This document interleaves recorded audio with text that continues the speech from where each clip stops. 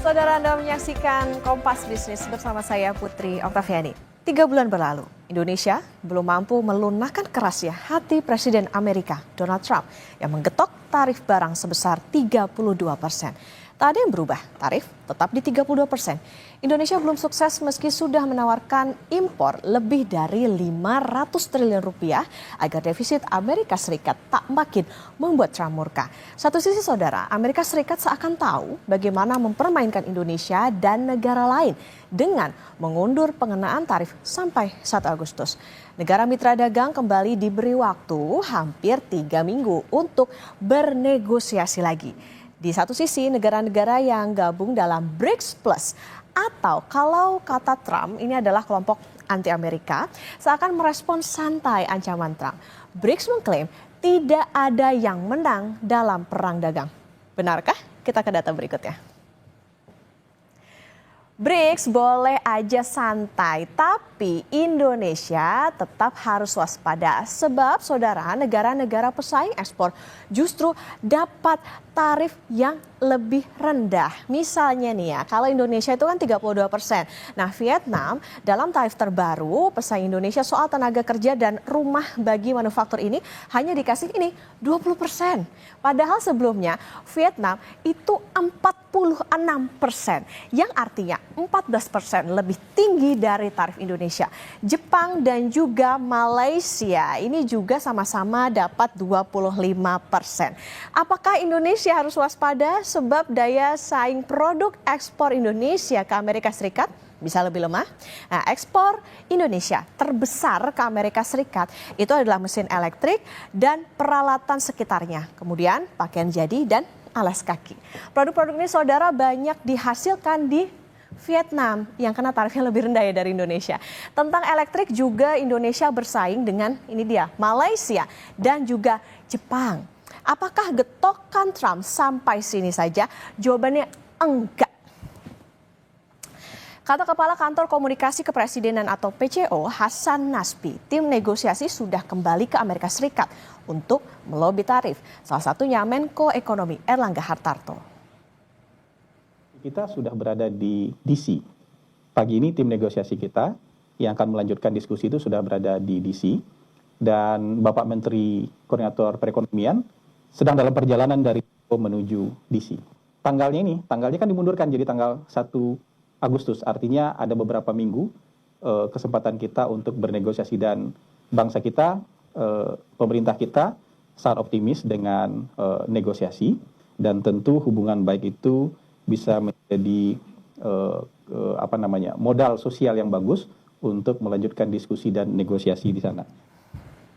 Ngomong-ngomong soal BRICS, jadi BRICS ini kan mengadakan konferensi tingkat tinggi ke-17 pada 6 sampai 7 Juli 2025 di Brasil. Nah, Brasil ini kan merupakan ketua BRICS 2025 dan kini beranggotakan 11 negara termasuk Indonesia. Nah, ini sekaligus KTT BRICS pertama bagi Indonesia. Trump menilai kelompok BRICS ini adalah negara-negara yang anti sama Amerika Serikat. Oleh sebab itu, siapapun yang ada di dalamnya akan kena getok tambahan 10%. Jadi 32 tambah 10. Indonesia resikonya kena 42%. Nah, BRICS dalam deklarasi di Rio de Janeiro bilang ada kekhawatiran serius atas tarif impor yang dinilai ilegal karena tidak konsisten dengan aturan Organisasi Perdagangan Dunia atau WTO. Yang menarik saudara, pernyataan ini tidak spesifik bilang nama Trump. Jadi gimana respon lawan Trump di BRICS? Kita ke data selanjutnya. Oke, ini kata Presiden Rusia Vladimir Putin. Segala indikator menunjukkan model globalisasi liberal mulai usang. Pusat aktivitas bisnis kini bergeser ke pasar negara berkembang. Pernyataan Putin ini menarik ya, seakan santai dan punya kepercayaan diri yang luar biasa.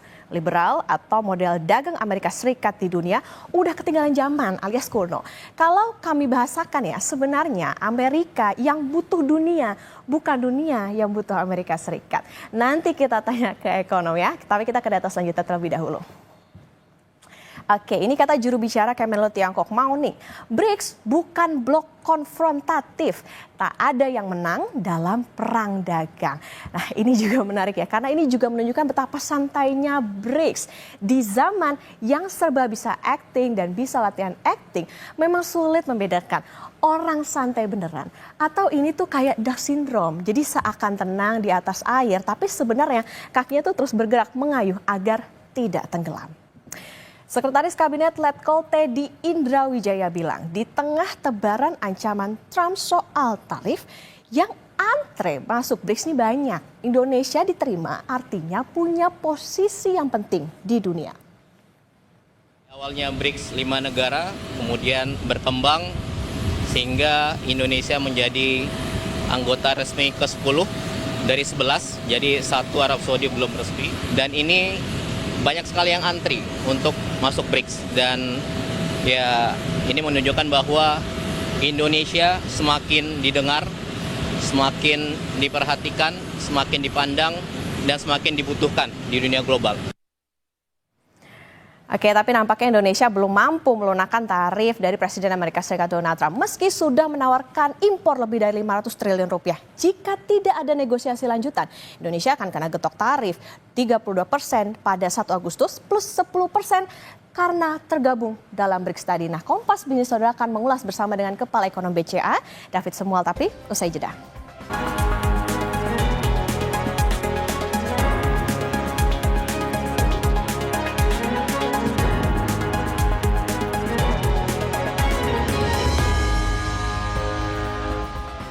Kembali lagi di Kompas Bisnis Saudara, dan Kompas Bisnis akan tanya ke Kepala Ekonom Bank Sentral Asia atau BCA David Semual tentang getok tarif Trump, lobby yang belum membuahkan hasil dan sikap BRICS. Selamat pagi Pak David.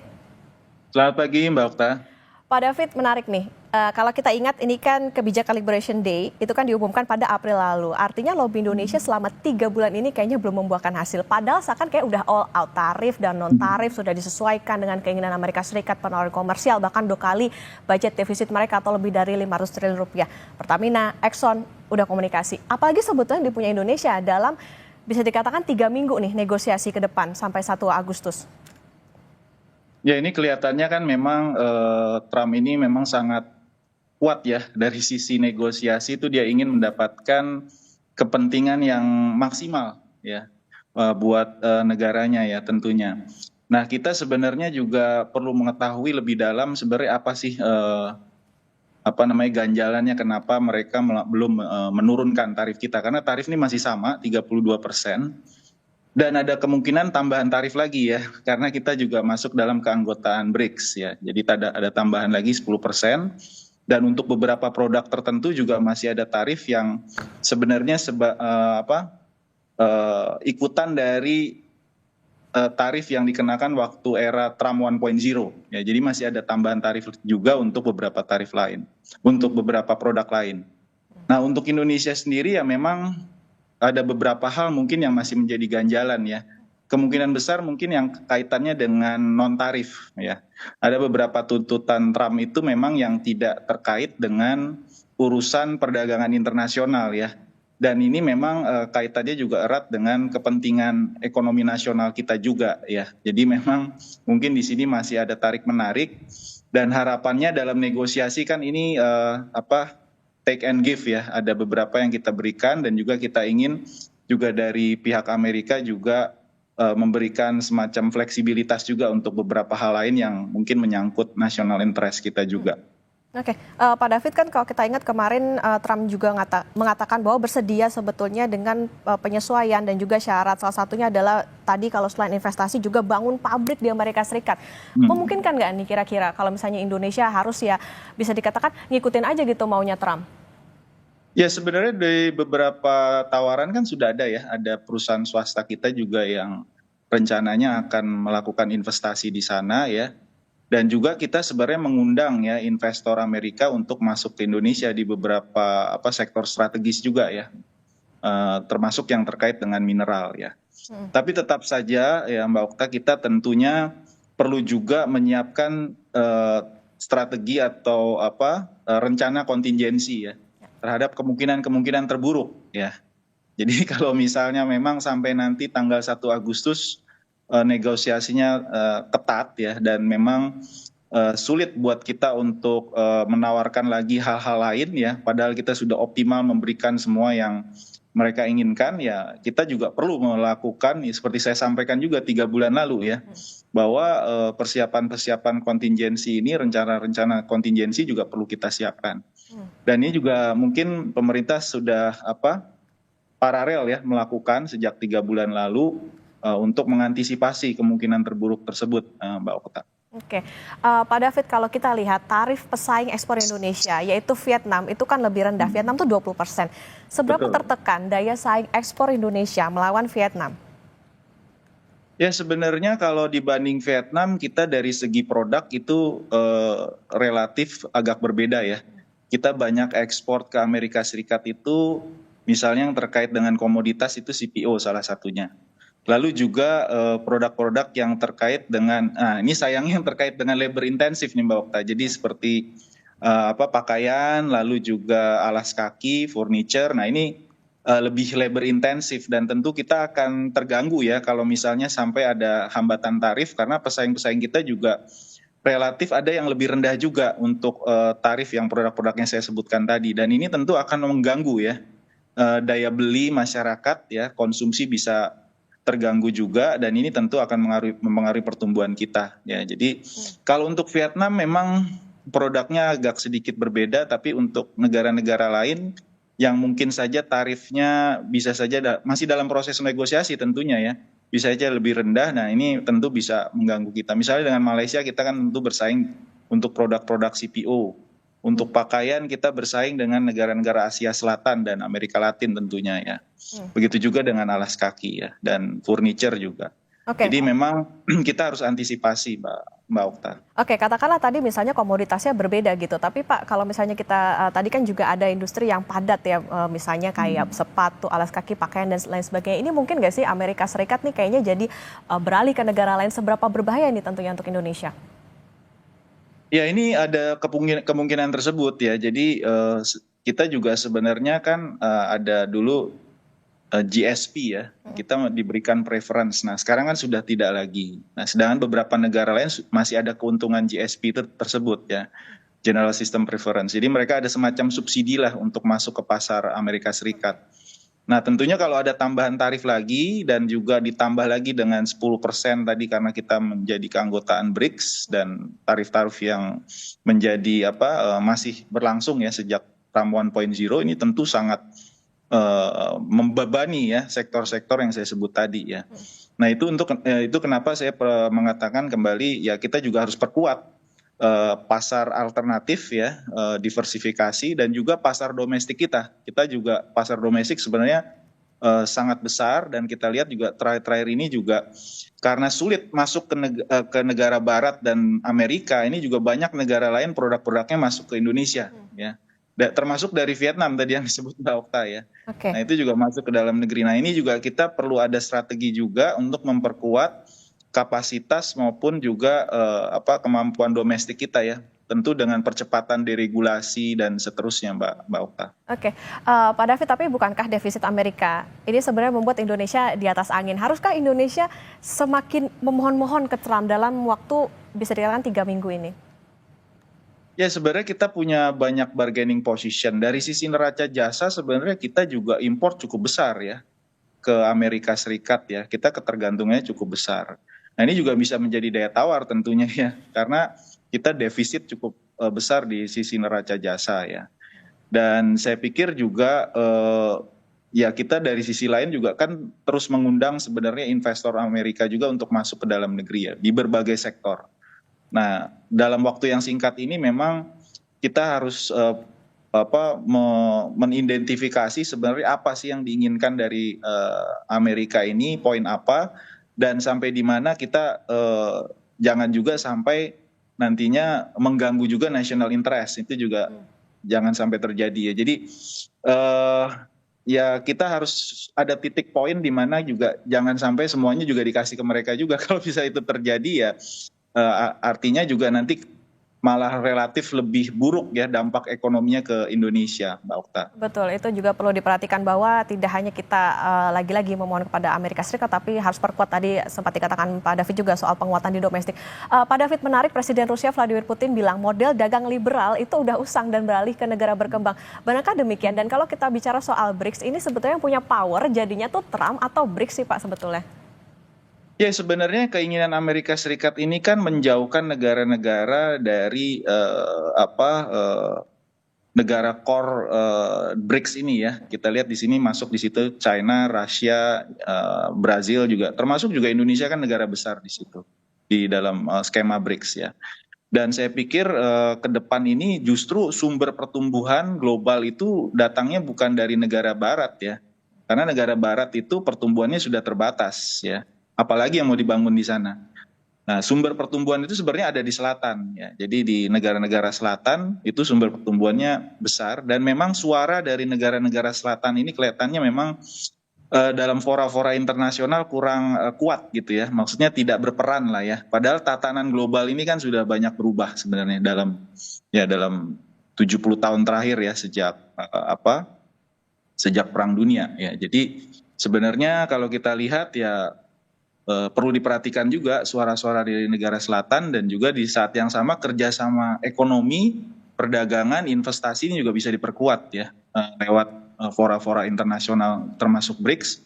Dan kita sebenarnya tidak menutup kemungkinan juga kalau kita lihat kan kita juga politik kita bebas aktif ya. Jadi kita ikut juga dalam OECD ya. Jadi siapapun yang ingin berinvestasi dan berdagang dengan Indonesia itu sebenarnya terbuka luas gitu ya. Jadi kita tidak ingin masuk ke dalam salah satu orbit gitu ya. Kita berteman dengan semuanya begitu. Tapi di dalam kondisi sekarang memang kelihatannya Trump banyak melakukan manuver-manuver untuk menekan ya negara-negara. Di satu titik dia ingin supaya negara-negara tersebut memilih apakah mau ikut orbit Amerika atau sebaliknya semacam itu Mbak Okta ya. Oke, tadi kalau misalnya dikatakan politik Indonesia itu bebas aktif, non-blok bahkan untuk ke perdagangan, tapi karena kita sudah menjadi anggota BRICS dan tadi ada ancaman tambahan 10%, artinya sikap seperti apa sih Pak yang harus ditunjukkan Indonesia, karena tadi jangan sampai kita gabung ke BRICS tapi jadi buah si malakama nih buat Indonesia. Ya itu makanya tadi saya sampaikan perlu ada semacam rencana kontingensi ya. Kita sudah memutuskan untuk masuk ke dalam BRICS. Tentunya susah untuk kita untuk menarik diri ya. Kita sudah masuk dalam keanggotaan BRICS dan masih banyak negara lain sebenarnya yang tergabung ke sana. Dan dari sisi size ekonomi ini juga luar biasa sebenarnya BRICS ini. Kalau kita tinggalkan juga kita kehilangan kesempatan ya. Itu kurang lebih hampir 70% ekonomi global ya, negara-negara yang masuk ke dalam BRICS ya. Dari sisi populasi, dari sisi market juga besar. Jadi memang si malakama seperti dikatakan Mbak Okta tadi ya. Tapi di sisi lain kita juga terus lah, ini kita masih ada waktu ya dalam beberapa hari ke depan sampai awal Agustus untuk terus bernegosiasi, kita memberikan tawaran-tawaran terbaik tentunya. Tapi di sisi lain juga jangan sampai kita ditekan karena kita juga negara yang merdeka tentunya ya untuk memutuskan sesuai dengan kepentingan nasional kita Mbak Okta. Oke, jadi catatan soal bagaimana sebetulnya kalau dalam perdagangan ya lagi-lagi ada timbal balik ya Pak ya, saling menguntungkan tentunya untuk setiap negara. Jadi Pak David, apa sih sebetulnya yang harus diantisipasi jika dalam waktu 3 minggu ini kita ngomong amit-amit aja ya 3 minggu ini juga tidak membuahkan hasil gitu, karena kalau dilihat data impor 3 bulan terakhir produk Tiongkok juga lumayan banjir ke Indonesia, bahkan ada indikasi dumping. Apa yang harus dilakukan? Ya tadi kita harus lakukan percepatan diregulasi, kapasitas domestik diperkuat ya, kita ada program-program nasional yang memang bisa mendorong pertumbuhan, tapi di saat yang sama juga kita harus perkuat kapasitas dalam negeri, karena kalau kita dorong program nasional tersebut tapi kapasitas dalam negerinya tidak cukup, tentunya kita akan mendorong import lebih besar lagi ya, itu yang kita khawatirkan. Di saat yang sama ya kita juga menjaga ya untuk produk-produk vital yang penyerapan tenaga kerjanya besar ya, saya pikir perlu juga diadakan aturan-aturan yang lebih restriktif juga ya, karena kita juga harus melindungi industri nasional kita ya. Kita tidak ingin daya beli masyarakat menurun, masyarakat tidak punya pekerjaan, dan ujung-ujungnya tentu akan mengganggu ya kondisi sosial ekonomi dalam negeri tentunya. Nah, di saat yang sama ya kita terus melakukan diversifikasi produk yang kita ekspor ya, bukan hanya bertumpu pada sektor-sektor yang saya sebut di depan tadi ya, termasuk juga kita melakukan terus hilirisasi dan di saat yang sama kita melakukan diversifikasi negara-negara tujuan ekspor kita. Tadi saya sebutkan negara-negara BRICS ini potensinya besar sekali ya. Jadi dan ini growth-nya lebih kencang, pertumbuhannya lebih kencang ya dibandingkan negara-negara yang kita sebut old economy ya. Old economy ya Eropa, Amerika ini kan old economy. Yang memang kapasitasnya untuk tumbuh sudah terbatas ya. Jadi saya pikir ini kesempatan juga kita untuk perluasan pasar. Di saat yang sama ya politik kita kan bebas aktif ya, terus kita lakukan kerjasama juga dengan OECD.